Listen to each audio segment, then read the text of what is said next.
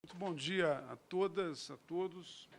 Eu quero agradecer inicialmente pelo convite para falar nessa comissão especial ao seu presidente, Joaquim Passarinho, ao relator da mesma, Onyx Lorenzoni, e ao deputado Mendes Tami, que foi quem originalmente entrou em contato comigo e me fez esse convite.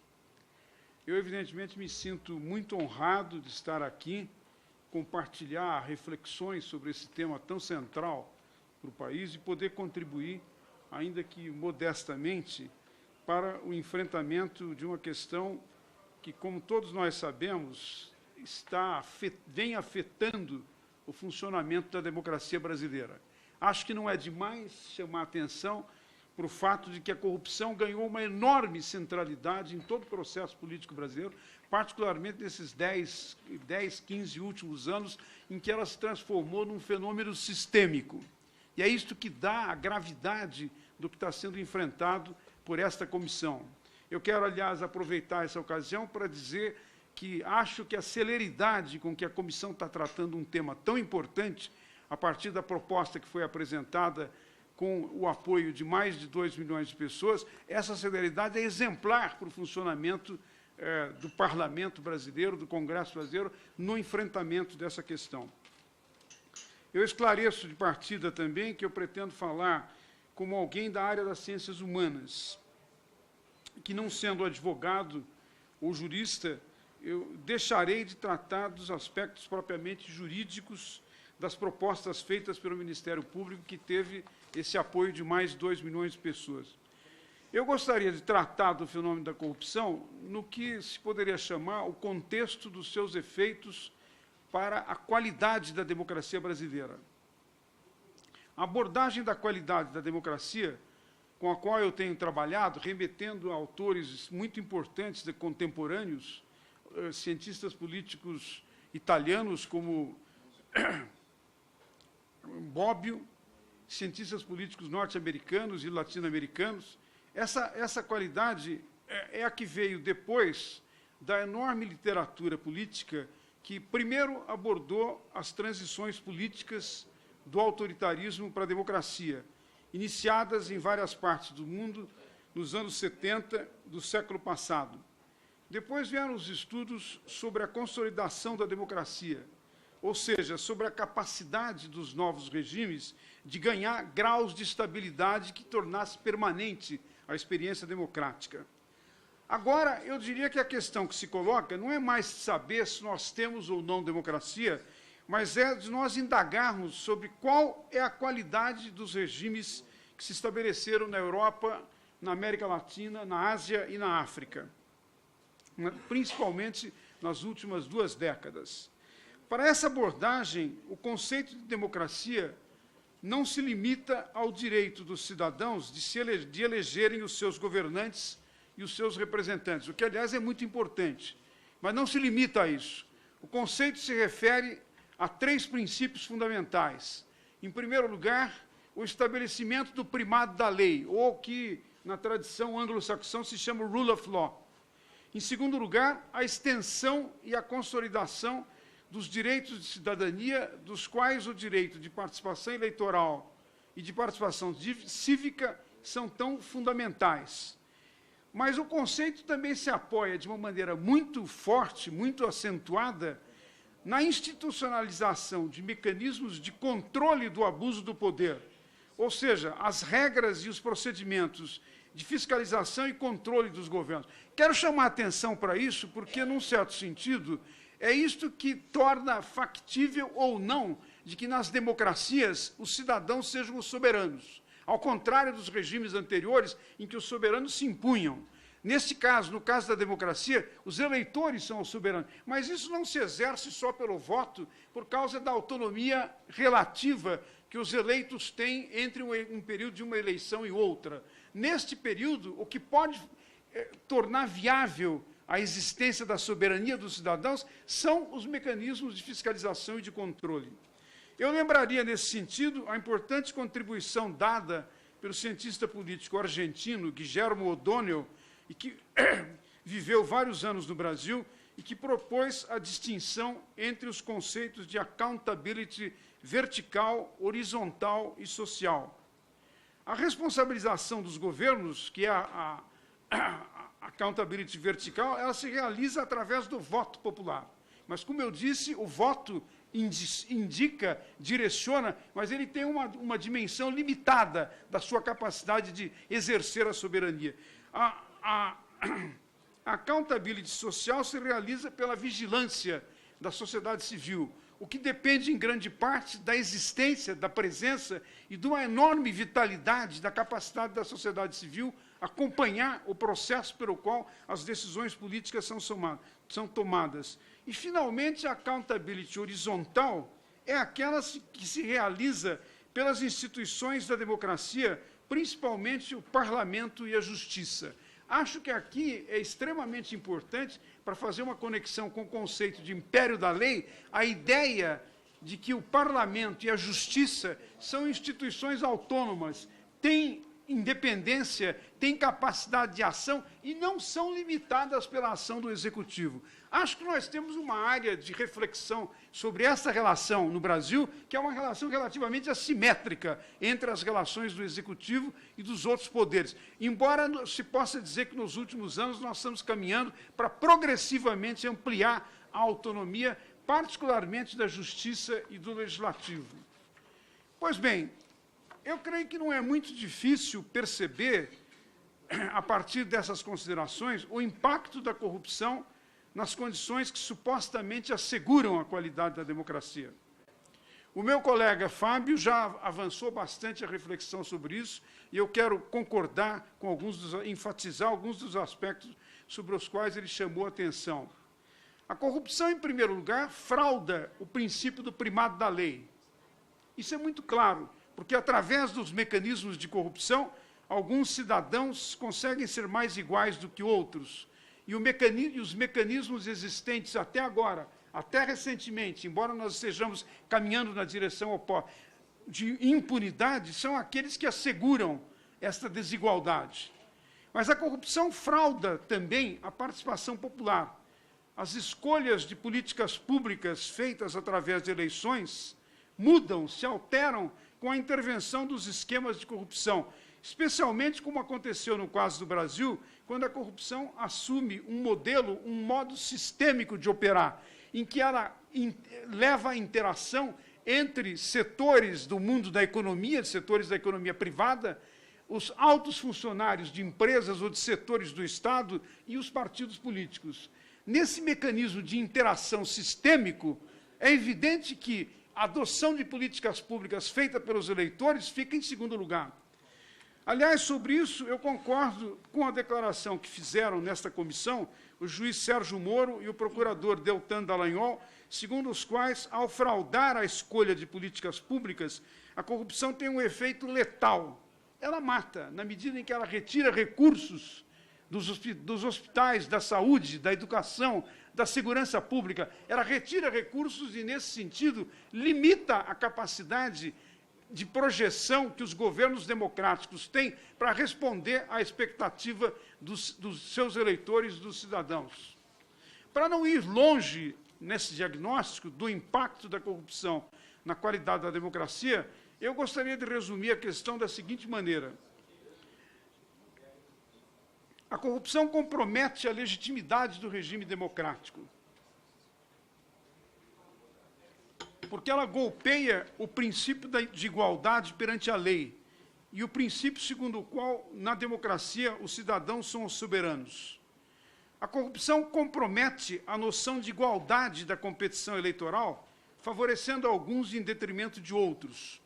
A corrupção frauda a competição pública por contratos para a realização de políticas públicas, pois algumas empresas que fazem parte do sistema de corrupção, do sistema sistêmico que foi mencionado antes, ou de um clube, ou do seu correspondente, têm vantagens de partida que os outros que não são sócios do clube e do sistema não têm.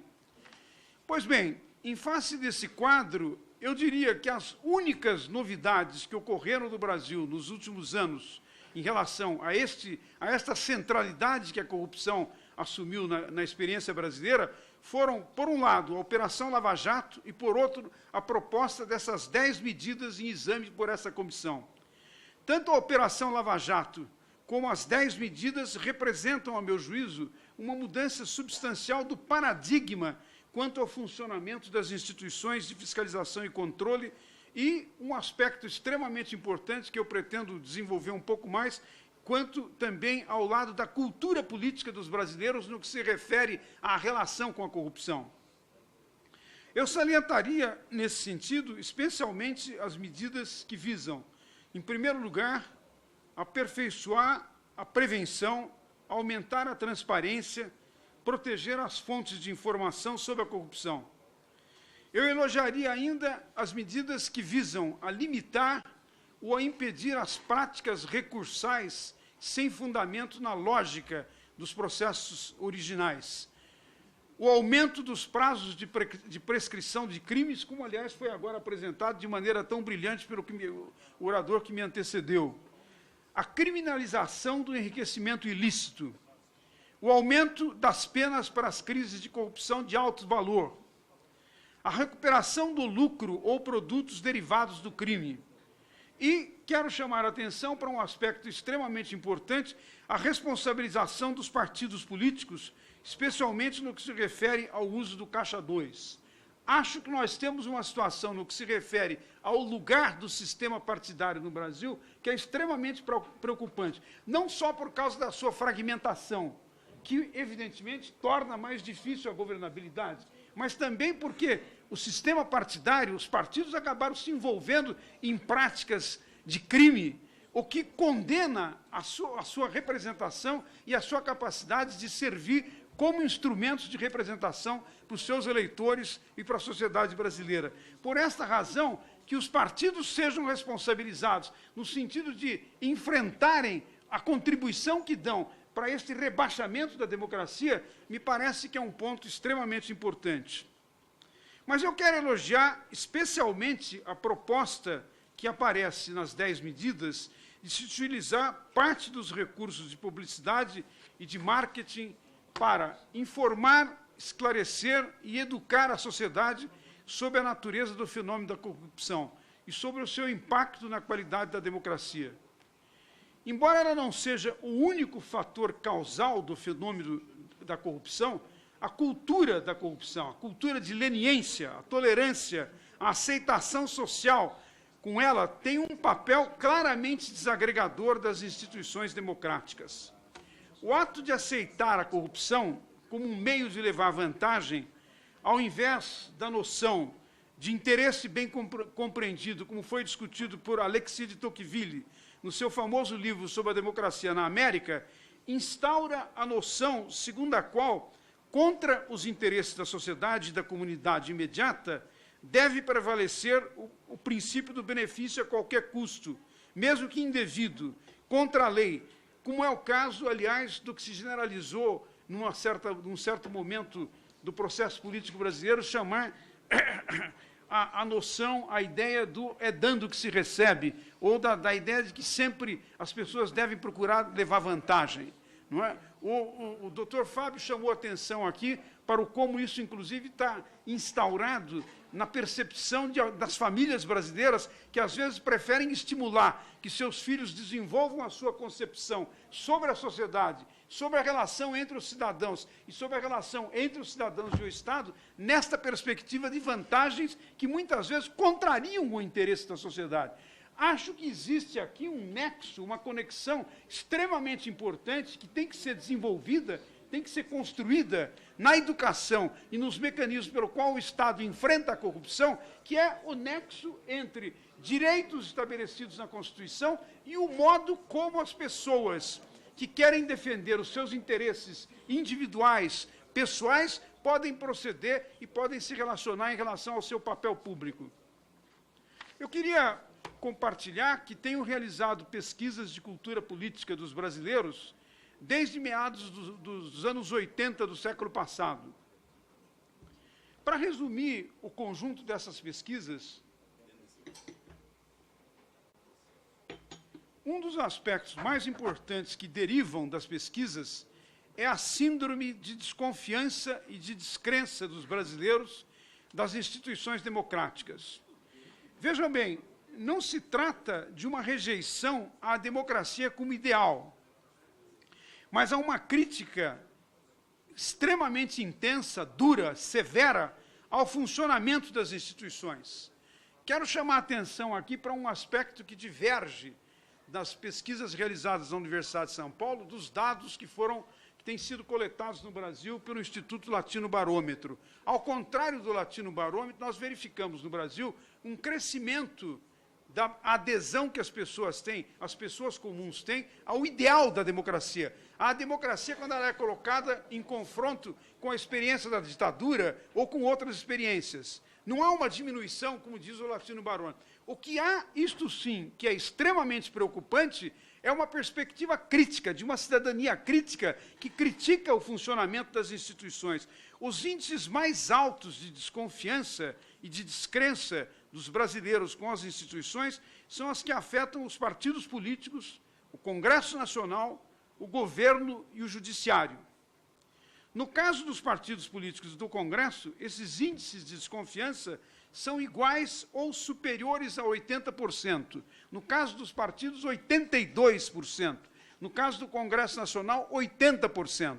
Eu quero chamar a atenção para o que isso significa, não apenas momentaneamente na perspectiva que tem os cidadãos, mas como isso no imaginário, na relação cidadãos-Estado, acaba tendo um papel extremamente importante. Por causa desses índices muito elevados de desconfiança, nós fizemos em 2006 e em 2014 perguntas mais específicas para os nossos entrevistados sobre o lugar que eles reservam para os partidos e o Congresso Nacional na democracia. As perguntas foram feitas no seguinte sentido. Algumas pessoas dizem que sem o Congresso Nacional, sem partidos políticos, a democracia não pode funcionar. Outras pessoas dizem que sem essas instituições, a democracia pode funcionar muito bem. Eu queria chamar a atenção que nós tivemos, em 2006, aproximadamente 31% dos entrevistados dizendo a democracia pode funcionar sem o Congresso Nacional, a democracia pode funcionar sem os partidos políticos.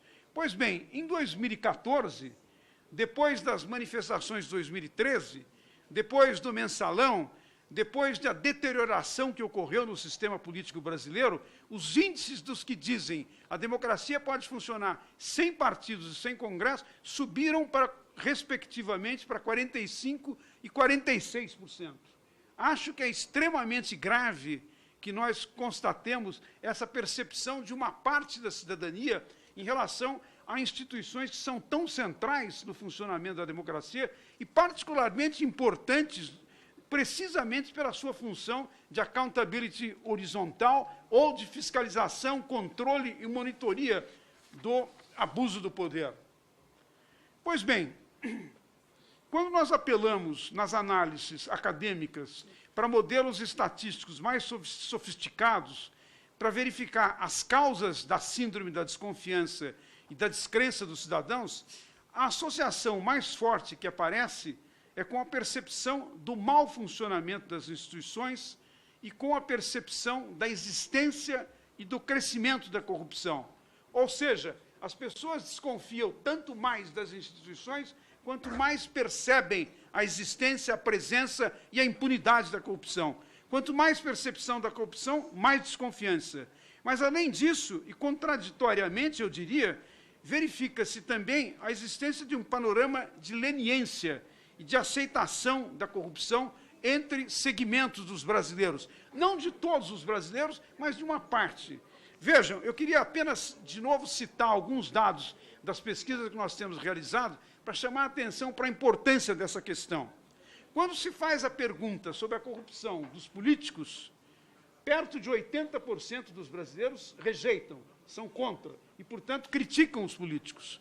Quando nós fazemos as mesmas perguntas, dirigindo os brasileiros em geral, a crítica baixa de 80% para aproximadamente 60%.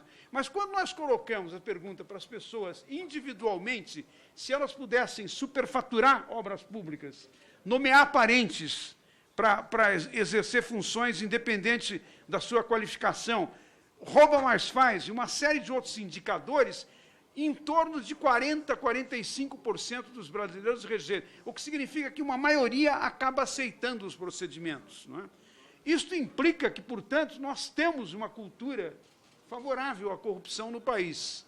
Não é a da maioria dos brasileiros, tem muitos brasileiros que, evidentemente, nos últimos anos têm tomado mais consciência e cada vez mais rejeitam o fenômeno da corrupção, mas é preciso admitir que o problema é mais grave, é mais complexo, ele está entranhado na sociedade. E é por esta razão que eu penso que parte das medidas, das 10 medidas, um dos aspectos extremamente importantes é a proposição de como enfrentar esta cultura da corrupção.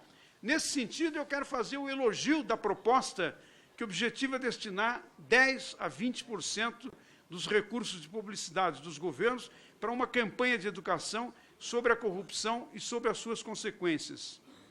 Me parece extremamente importante que o Estado desenvolva campanhas destinadas a criar uma cultura de intolerância com a corrupção e que estejam baseados nos princípios democráticos e republicanos, segundo os quais o interesse público, universal, impessoal da sociedade está acima dos interesses privados dos grupos, das facções ou dos partidos políticos. Nós temos que construir esta nova perspectiva e esta nova maneira de pensar a relação entre a sociedade e o Estado.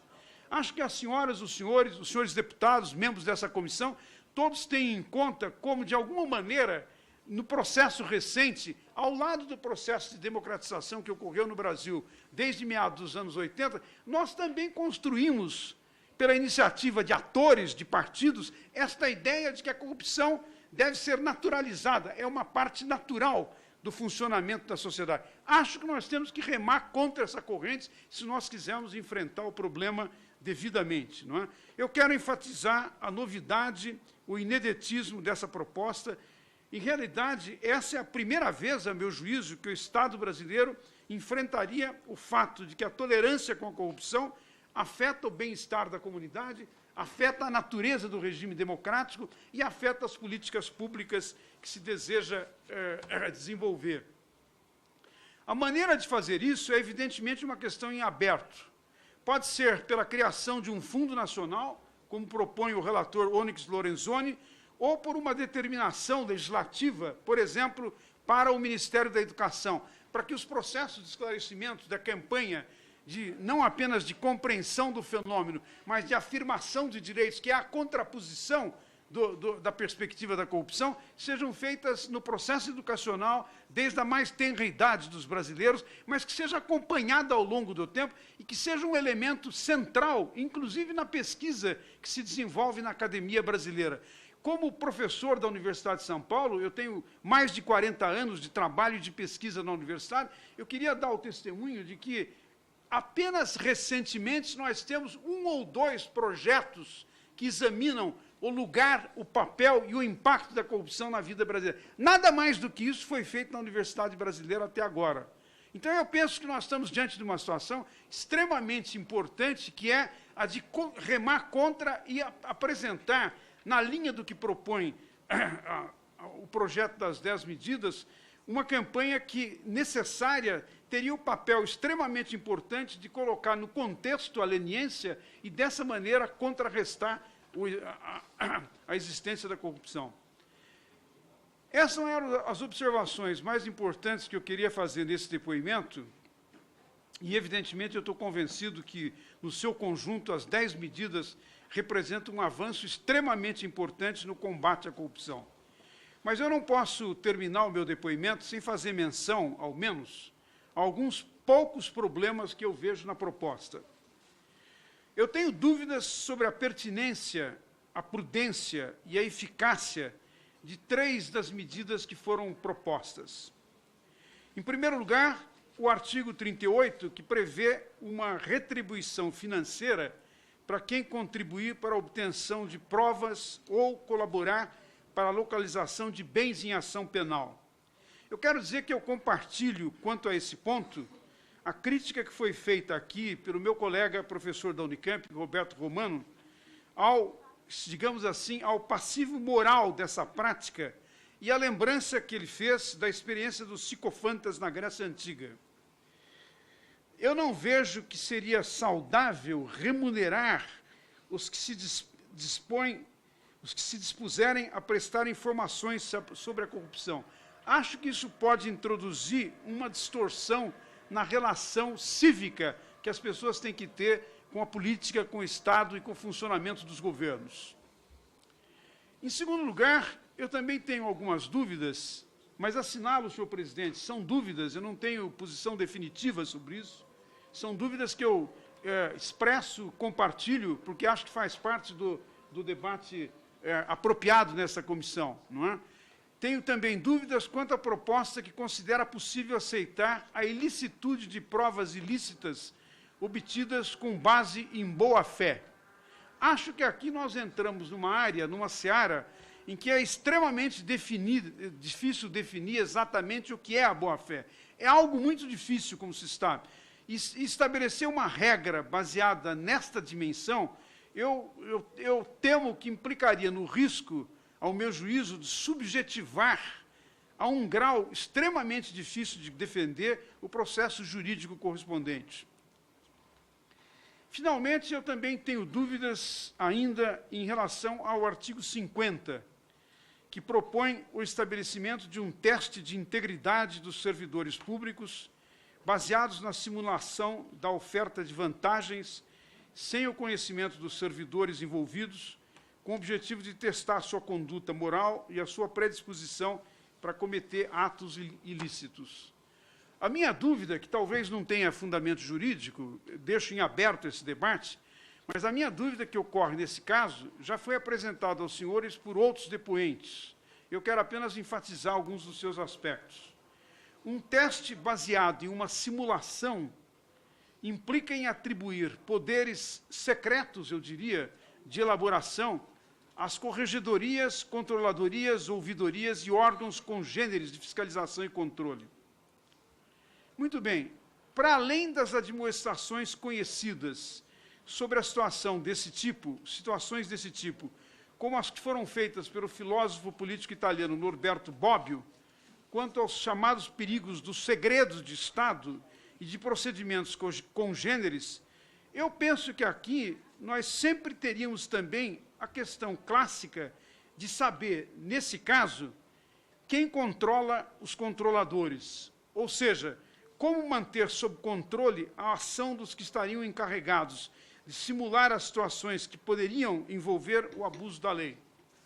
Acho que nós precisamos meditar sobre isso e, a partir daí, talvez, encontrar alternativas que não impliquem nesses riscos, não é? Eu quero dizer, no entanto, que sou inteiramente favorável ao conjunto das medidas que foram propostas, e eu considero que realmente será um avanço extraordinário a adoção de programas de treinamento dos servidores públicos sobre as suas responsabilidades públicas e os meios de enfrentamento das práticas ilícitas e de malfeitos. Em relação à proposta de teste de integridade, acho que esta ideia do treinamento, que deve se estender no sentido de que os funcionários, os representantes, a burocracia do Estado, se correlacionem, entrem em contato com a sua responsabilidade de conduzir a pertinência das políticas públicas, pode ser extremamente mais favorável do que um teste de integridade.